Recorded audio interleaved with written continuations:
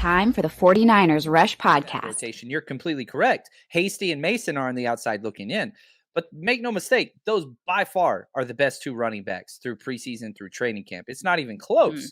TDP's shown flashes, and because of the draft pedigree that he has, he's making this roster guaranteed.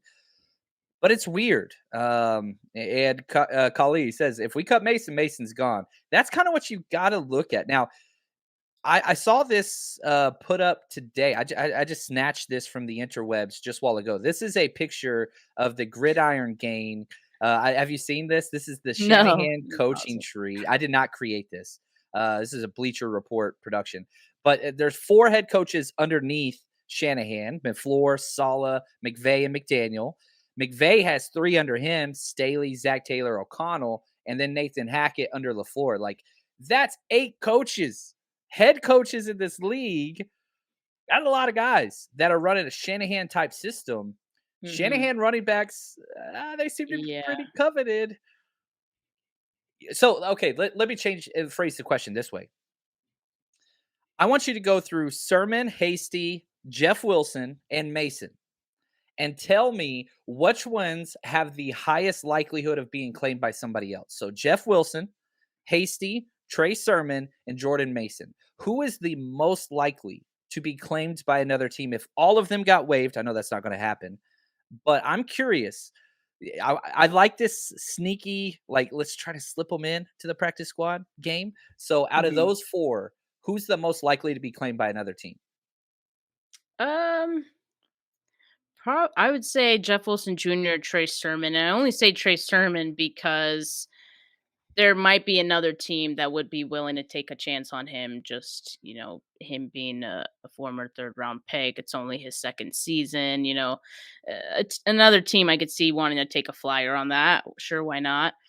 And then Jeff Wilson Jr. I mean, he's underrated, man. And even I forget about him sometimes because like this group is so deep, and he did miss some of camp. But this team loves him, and I could totally see another one of those guys. I mean, wanting to swoop him up as well. Should he have been cut? So yeah. I think the Jets, the Ag Fox says Miami or the Jets are risk to claim any of our dudes. Miami has all of our running backs. They have like 7 running backs on their roster. So I think they're kind of packed full.